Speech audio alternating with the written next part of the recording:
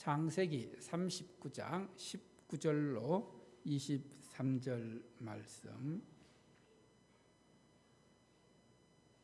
창세기 39장 19절로 23절 말씀.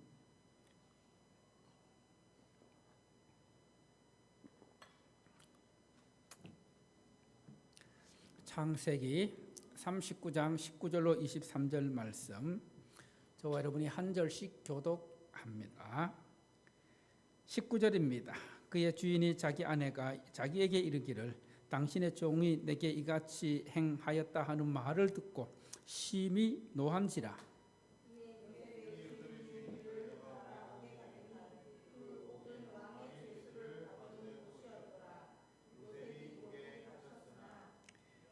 여호와께서 요셉과 함께 하시고 그에게 인자를 더하사 간수장에게 은혜를 받게 하시매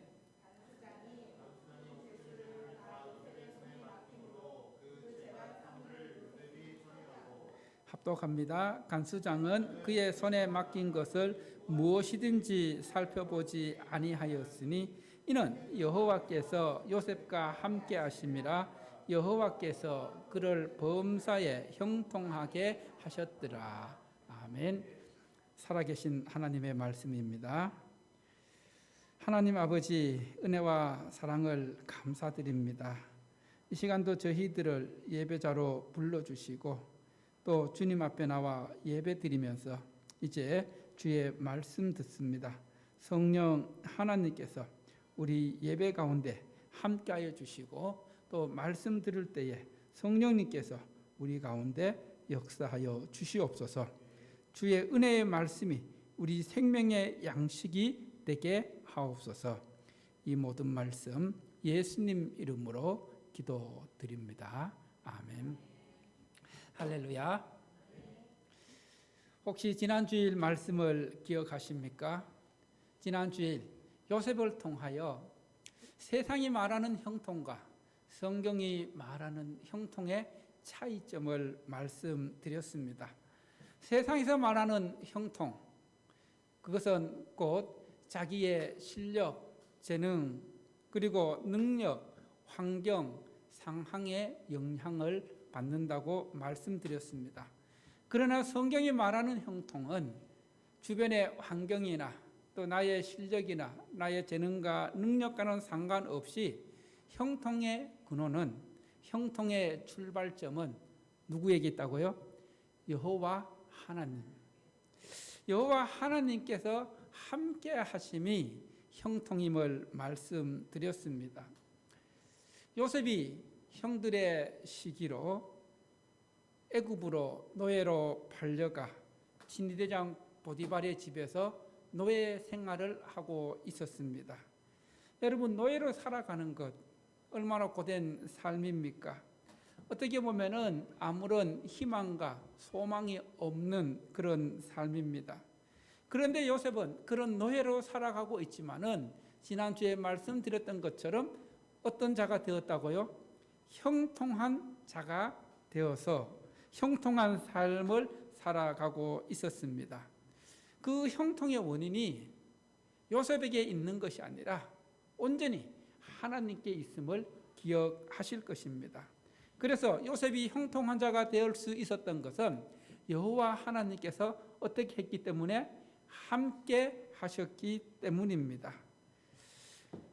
요셉과 함께 하시는 하나님을 주인 보디발도 보았습니다. 그리고 또 하나님께서 요셉을 범사에 형통하게 하셨다라고 말씀하십니다.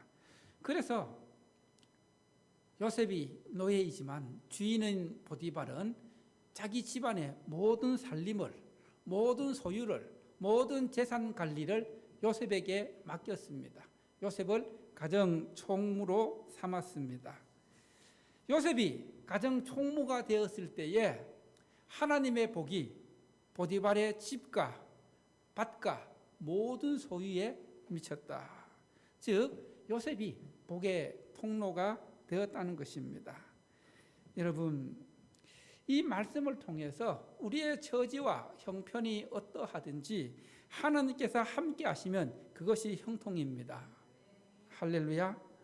그래서 내가 어려운 상황에 놓여 있지만은 나의 형통함을 주변의 사람들이 보고, 아, 저 사람은 하나님께서 함께 하시는구나. 그리고 또 하나님의 은혜가 흘러가는 사람이구나. 하나님의 복이 흘러가는 사람이구나 하는 것을 보여주는 것이 우리 성도들의 삶임을 말씀드렸습니다. 요셉은 주인의 절대적인 신뢰를 얻어서 가정 총무의 역할을 성실하게 수행하였습니다. 그런데 문제는 보디발의 아내가 문제였습니다. 요셉의 이 나이가 20대 그 중반 정도 되었는데, 그 말씀에 보면은 용모가 어떻게 했어요? 예, 준수하고 아름다웠도다. 요셉의 외모가 그건 굉장히 미남이었던 것 같아요. 그래서 이 주인 아내, 보디발의 아내가 요셉을 어떻게 하기 시작해요? 유혹하기 시작합니다. 야, 나하고 동침하자. 하룻밤만 같이 자자. 노예인 요셉에게는 어떻게 보면은 좋은 기회가 될 수가 있었습니다. 왜냐하면 그 주인 아내의 사랑을 받고 은혜를 입으면 노예에서도 풀려날 수 있는 길도 될 수가 있었기 때문입니다. 그런데 요셉은 어떻게 합니까? 어떻게 보면 온갖 좋은 조건으로 또 좋은 말로 요셉을 유혹하였지만은, 그러나 요셉은 전혀 흔들리지 않았습니다. 오히려 단호했습니다. 왜냐하면은 그의 삶 속에서 늘 함께 하시는 하나님의 손길을 느꼈고 하나님의 인자하심을 느꼈기 때문입니다. 하나님께서 나를 지켜보시고 하나님께서 나와 함께 하심을 요셉이 늘 경험하면서 느꼈기 때문입니다. 그래서 9절 말씀에서 이렇게 증언하고 있습니다. 9절 말씀 함께 볼까요? 요셉이 유혹을 어떻게 뿌리치는지. 자, 9절 말씀 시작. 이 집에는 나보다 큰 이가 없으며 주인이 아무것도 내게 금하지 아니하였어도 금한 것은 당신뿐이오니 당신은 그의 아내임이라. 그런즉 내가 어찌 이 큰 악을 행하여 하나님께 죄를 지으리까. 요셉이 보디발 아내의 유혹을 들어줄 수 없는 것은 누구 때문이에요? 하나님 때문입니다. 그렇게 하면 하나님 앞에 뭘 행하는 거라고요? 큰 죄악을 행하는 것입니다. 그래서 또 그렇게 하는 것은 자기 주인의 신뢰를 깨는 것입니다. 그래서 하나님 앞에서 죄를 지을 수 없다고 단호히 뿌리치고 거부합니다. 여러분, 우리 삶에서 이런 요셉과 같은 마음이 필요합니다. 아, 하나님께서 나를 늘 지켜보시는구나. 하나님께서 나를 지켜보신다는 그 마음이 있으면은 내가 함부로 말할 수 있습니까? 함부로 죄를 행할 수 있습니까? 한번 쉽게 설명을 들어보겠습니다. 요즘 기계가 많이 발달해서 어떤 그 매장이 있다고 생각해 봅니다. 매장에 주인이 없어도 종업원들이 주인 없다고 함부로 할 수 있어요, 없어요? 왜 없어요? 예, 그렇죠. CCTV를 통해서 주인이 그 매장 안을 어떻게 수시로 다 볼 수 있기 때문에, 이처럼 하나님께서 CCTV를 통해 우리를 다 보고 있다며요. 다 보고 있다고 생각하면은 내가 함부로 하나님의 말씀에 불순종하고 죄를 짓고 나쁜 말을 하고 나쁜 생각하고 이렇게 할 수가 있다 없다? 없다는 거예요. 요셉이 그걸 알았다는 겁니다. 그래서 늘 하나님께서 나와 함께 하시고 나를 지켜보시고 그리고 나에게 이렇게 중요한 복을 주셨는데 내가 어떻게 하나님 앞에 죄를 지을 수 있는가? 그래서 요셉은 단호하게 뿌리쳤습니다. 지배하게 유혹했지만은 자기의 옷이 찢겨서라도 거부했습니다. 그런데 돌아온 결과가 무엇입니까? 하나님 앞에서 정직하게 행했고 하나님 앞에서 거룩을 지켰습니다. 그런데 돌아온 결과가 뭐예요? 억울한 누명을 써서 감옥에 갇힙니다. 여러분 혹시 억울한 누명을 써보신 경험이 있으십니까? 억울한 누명을 쓰면은 그 마음이 어땠을까? 요셉의 마음이 어떠하였을까? 아마 여러분 같았으면 어땠을 것 같아요? 억울하고 답답하고 분통 터지고 주인의 절대적인 신뢰를 얻어서 가정 총무 일을 잘 수행하고 있는데 그의 아내가 결국 누명을 씌워서 요셉은 옥에 갇히고 맙니다. 우리 같으면 원망하고 불평할 수도 있었을 거예요. 하나님 이게 뭡니까? 하나님 말씀대로 한다고 하나님께 순종한다고 그리고 죄를 짓지 않으려고 그렇게 했는데 왜 억울한 누명을 써서 옥에 갇혀야만 합니까? 이렇게 하나님을 향하여 또 요셉의 아내를 향하여 원망하고 불평할 수도 있었을 것입니다. 그리고 또 이 감옥은 어떻게 보면 최악의 상황이잖아요. 더 이상 내려갈 곳이 없는 최악의 비참한 그런 상황입니다. 모든 것이 끝났다고 좌절하고 낙심할 수도 있습니다. 이러한 최악의 상황과 비참하고 비극적인 그 상황 속에서 오늘의 말씀은 요셉의 감옥에서 빛나는 형통을 우리에게 보여주고 있습니다. 그래서 오늘 말씀의 제목을 따라해 볼까요? 감옥에서도 빛나는 요셉의 형통. 첫 번째로 감옥에서도 함께 하시는 하나님의 형통을 보게 됩니다. 여러분 오늘 말씀을 보면은 요셉이 억울한 누명을 써서 감옥에 갇혔는데 하나님을 원망했다는 하나님께 불평했다는 말씀이 있어요 없어요? 없습니다. 그 주인을 그리고 또 그 아내를 원망하고 불평했다는 말씀이 없습니다. 그리고 또 그 속에서 좌절하고 낙심하고 무너지지 않았다고 말씀하고 있습니다. 여러분 지금 요셉이 죄수로 감옥에 갇혀 있지만은 그곳은 불평의 장소, 원망의 장소가 아니었습니다. 그 속에서도 하나님께서 함께 하시는 장소였습니다. 21절 말씀 함께 봅니다. 21절 시작. 여호와께서 요셉과 함께 하시고 그에게 인자를 더하사 간수장에게 은혜를 받게 하시매. 자, 이 감옥 속에서도 하나님께서 어떻게 하셨다고요? 함께 하시고 또 그에게 뭘 베푸셨다고요? 인자를 더하셨다. 인자를 더하셨다. 그리고 간수장에게는 뭘 받게 하셨다? 은혜를 받게 하셨다. 우리는 이 말씀 속에서 다시금 진정한 성경이 말하는 형통이 무엇인지를 배우게 됩니다. 여러분 성경이 말하는 형통은 따라합시다. 환경이 아닌 여호와 하나님께서 함께 하십니다. 이해하십니까? 믿으십니까? 내 주변이 어떠하든지 내 상황이 어떠하든지 하나님께서 함께 하시는 것 그것이 뭐라고요?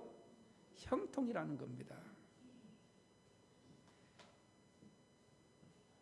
다시 한번 말씀드리지만 성경이 말하는 형통은 우리의 환경과 관계없는 하나님의 함께 하심입니다.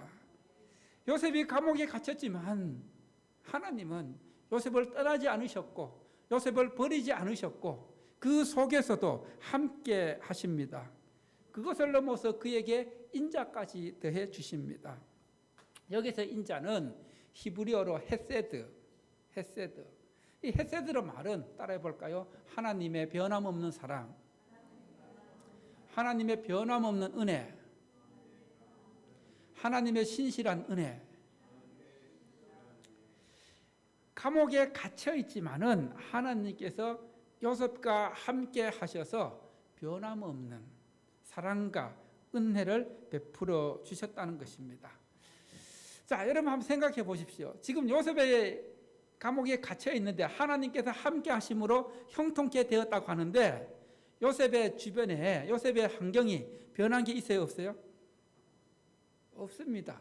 여전히 감옥 속에 갇혀 있고 여전히 죄수로 있고 여전히 노예로 살아가고 있는 삶입니다.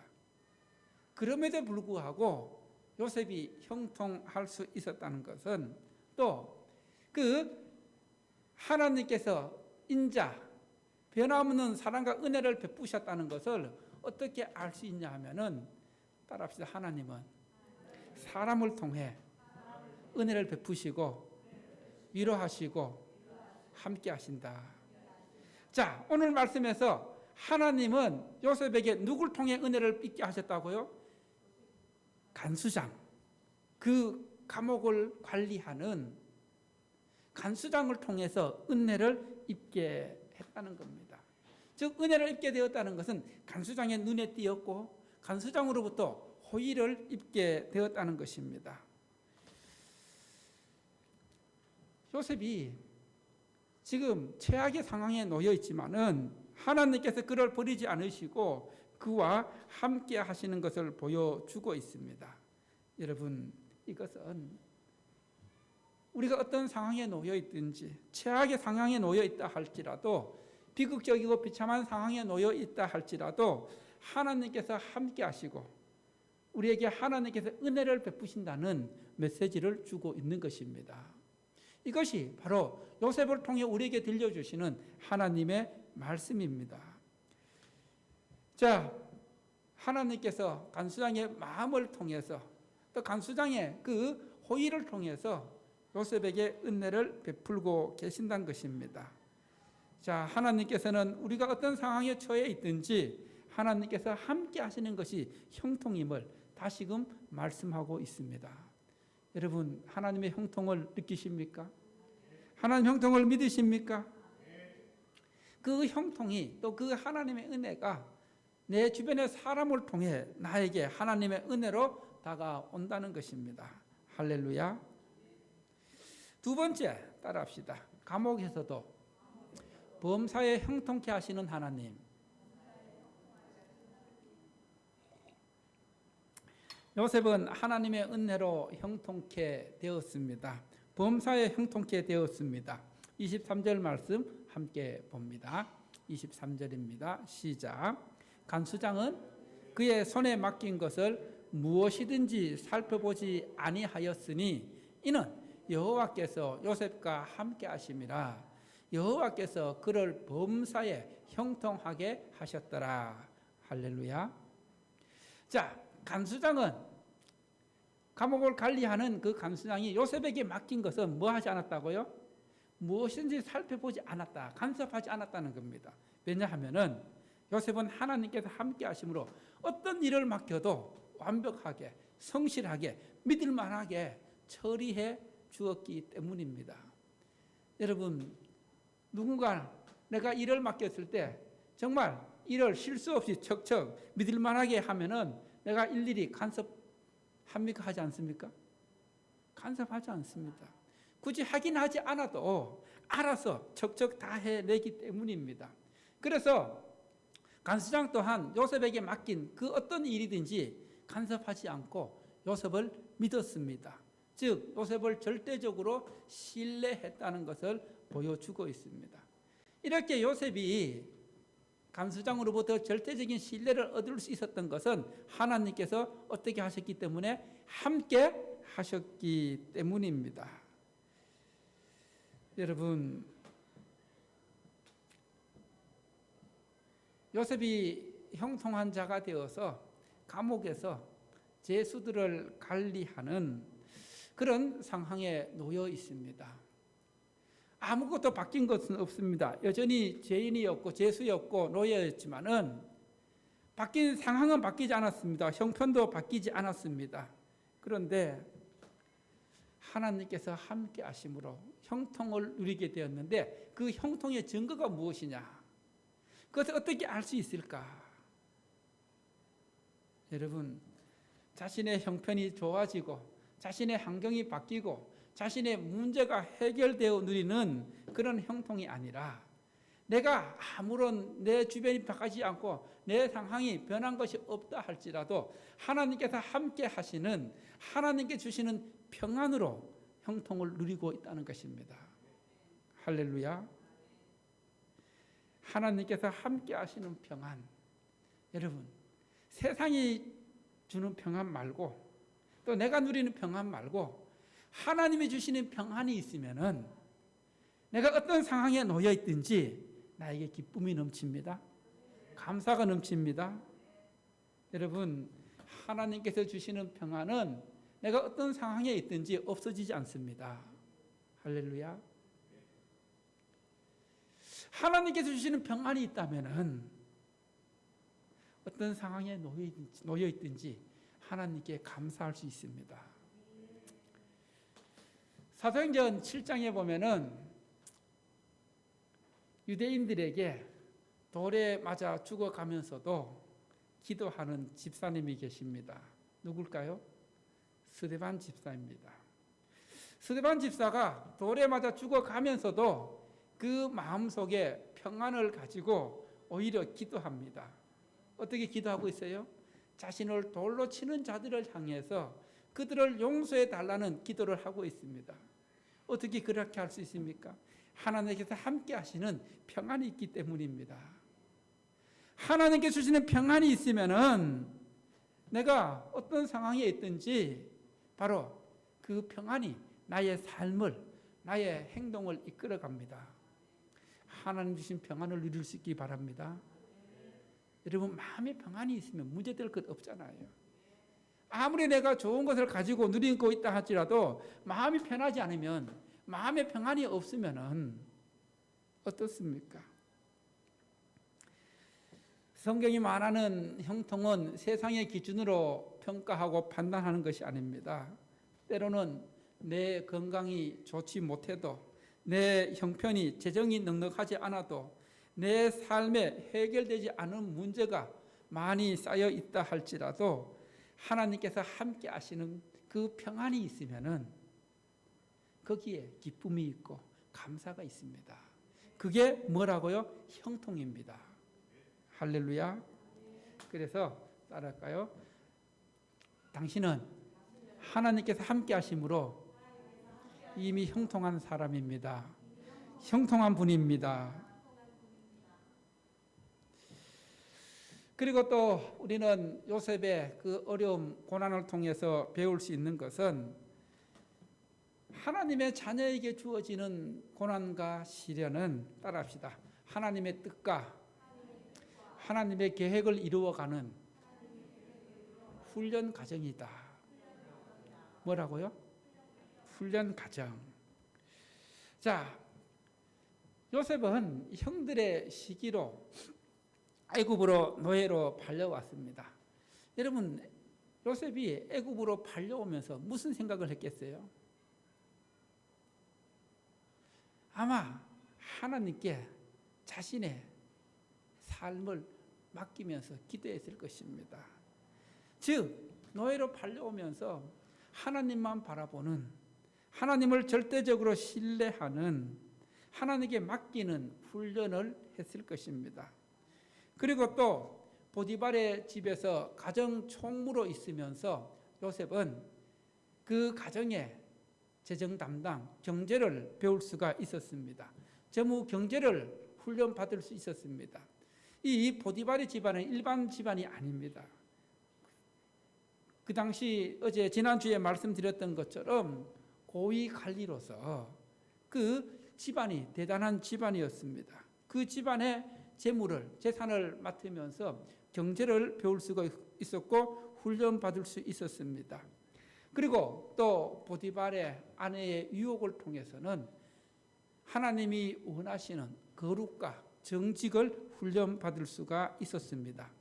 그리고 또 감옥에서는 죄수들을 관리하는 인사를 훈련 받을 수가 있었습니다.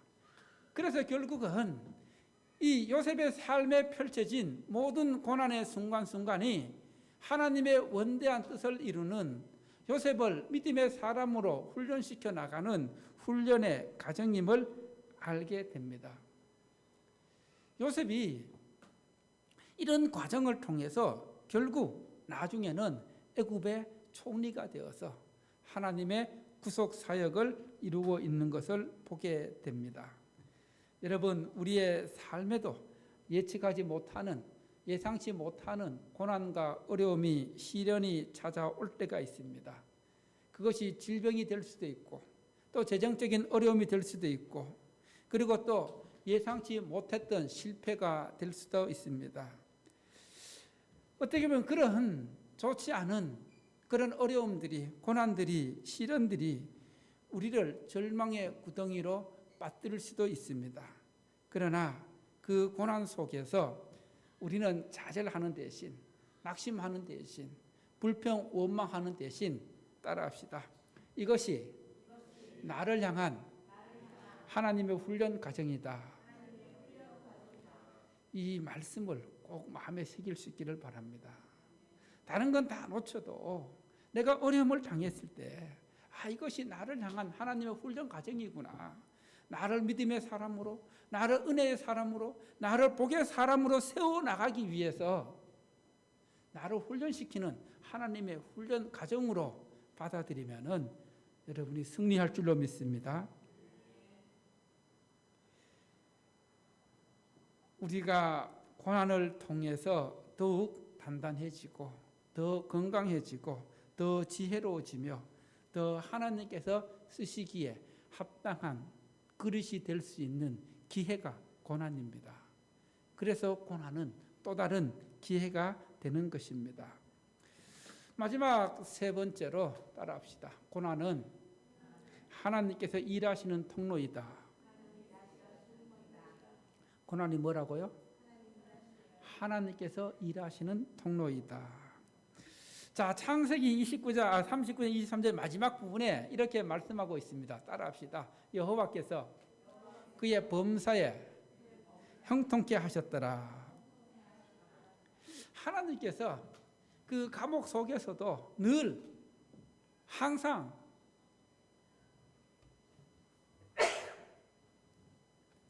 요셉을 형통하게 하셨다는 것을 말씀하고 있습니다. 즉 이것은 요셉이 자신에게 맡겨진 모든 일들을 감옥 속에서도 어떤 일이든지 성실하게 수행하며 성공시켰음을 의미합니다. 즉 이 말씀은 요셉이 감옥 속에서도 하나님의 은혜를, 하나님의 복을 보여주는, 또 하나님의 복을 전해주는 통로가 되었다는 것을 보여주고 있습니다. 여러분, 하나님께서는 요셉이 가는 곳마다 은혜를 베풀어 주셨습니다. 복을 베풀어 주셨습니다. 보십시오. 보디발의 집에 갔을 때에도 요셉이 가정 총무가 되었을 때부터 보디발의 집이 하나님의 은혜와 복을 받았다고 말씀하고 있습니다. 그리고 또 감옥에 갇혔어도 간수장으로부터 은혜를 입어서 그 하나님의 은혜가 그 감옥 전체에 흘러가고 있는 것입니다. 그리고 또 나중에는 애굽의 총리가 되었을 때에도 요셉을 통해서 하나님의 구원 역사가 펼쳐지는 것을 보여주고 있습니다. 요셉은 어떤 여건 속에서도 자신의 상황을 바라보지 않았습니다. 자기의 환경을 탓하지 않았습니다. 늘 자신과 함께 하시는 하나님을 바라보았습니다. 내가 어떤 상황에 놓여 있든지 어떤 형편에 처해 있든지 신실하신 하나님을 바라보는 것이 믿음입니다. 그것이 하나님께서 원하시는 믿음입니다. 보디발의 집에서 하나님께서 그와 함께 하심으로 말미암아 그의 집이 형통했던 것처럼 믿음의 사람, 어떤 상황 속에서도 하나님께서 함께 하시는 그 형통의 사람은 어디를 가든지 그 사람이 복의 통로가 됩니다. 은혜의 통로가 됩니다. 여러분이 그런 사람들이 되길 원하십니다. 여러분, 하나님께서는 요셉의 고난 속에서도 묵묵히 변함없는 은혜로 일하셨습니다. 고난은 그래서 하나님께서 일하시는 통로라고 말씀드렸습니다. 우리가 잘 아는 찬양 중에 주님 손잡고 일어나세요, 또 왜 나만 겪는 고난이냐는 그런 찬양 기억하시죠? 그 찬양에 보면은 견디기 힘든 지금 이 순간에도 주님이 뭐하고 계시잖아요? 일하고 계시잖아요. 견디기 힘든 지금 이 순간에도 주님이 뭐하고 계신다고요? 일하고 계시잖아요. 주님이 나와 함께함을 믿는다면 어떤 역경, 어떤 고난, 어떤 시련도 어떻게 할 수 있다고요? 이길 수 있다고 찬양하고 있습니다. 이 찬양이 여러분의 고백이 될 수 있기를 소망합니다. 여러분의 간증이 될 수 있기를 축원합니다. 오늘 우리는 요셉의 이야기를 통해서 참된 형통이, 진정한 형통이 무엇인지를 깊이 깨닫게 됩니다. 그것은 환경이 완벽하게 해결되는 것이 아니라 어떠한 고난 속에서도 하나님께서 나와 함께 하신다는 그 사실 자체가 형통이라는 것입니다. 하나님께서 형통하면, 하나님께서 함께 하시면 거기에 평안이 주어집니다. 그 평안이 나를 지켜줍니다. 할렐루야.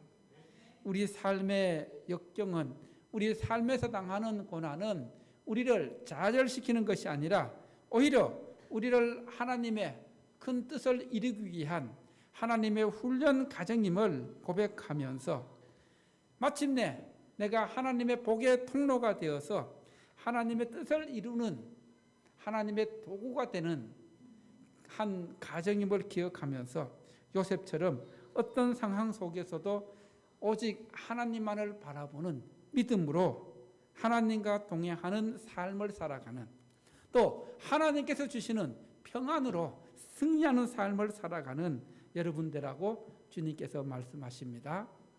할렐루야. 우리 함께